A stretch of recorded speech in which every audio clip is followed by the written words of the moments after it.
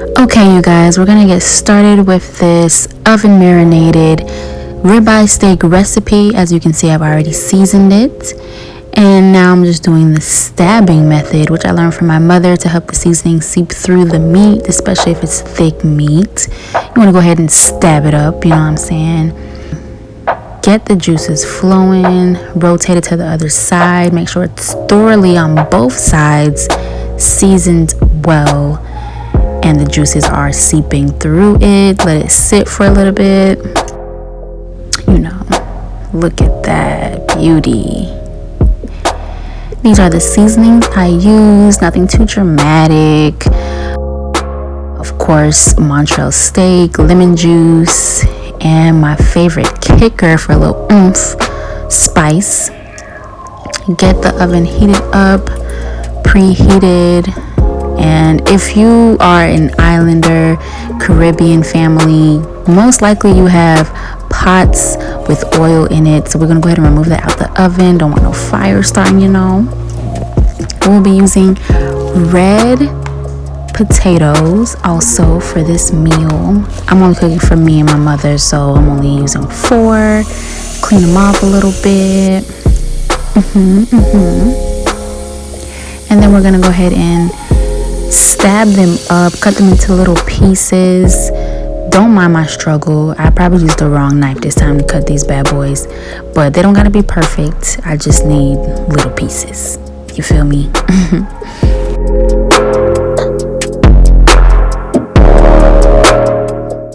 Now we're gonna let it boil in some water and add our seasoning just so it can have a little bit of flavor in the water. Make them a little tender and soft. Some pepper, parsley leaves, and garlic salt. Now we're gonna prepare our pan because the oven is ready. And I know the pan's a little small, but you know, these steaks gonna have to fit. They're gonna have to do. And also, to have them actually marinate, I am going to use the seasoning from the bowl. Add a little water for a little bit more juice. Yeah. And then add it to the pan. Spread it out evenly so all the seasoning can come out. You don't want to water down. No ma'am. No sir.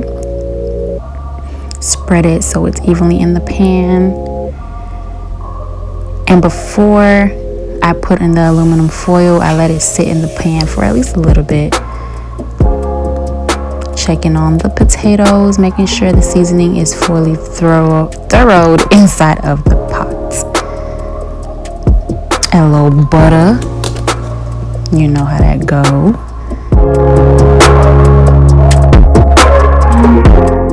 And now we're gonna prepare our rice water. Let it boil for a little bit. Add some butter.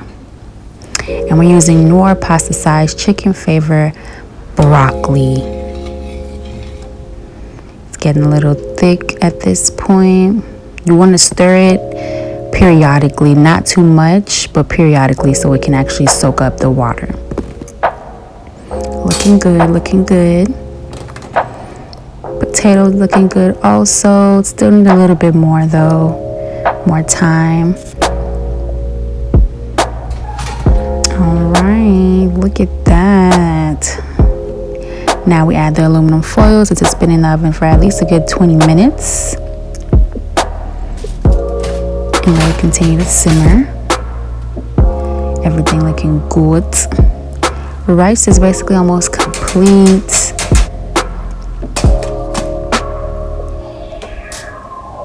And so is the potatoes.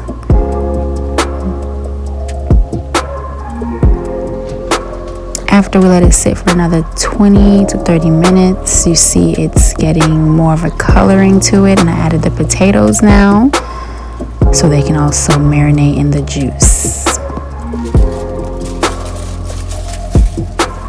Another 20 minutes, and we're gonna check on that bad boy. Typically, altogether, your steak should probably be in the oven for at least an hour, 45 minutes to an hour. Looking pretty. Steak is done. Potatoes look nice. And we done prepared the plate, sprinkling the juices. Y'all see this masterpiece, easy recipe. Steak is deliciously tender.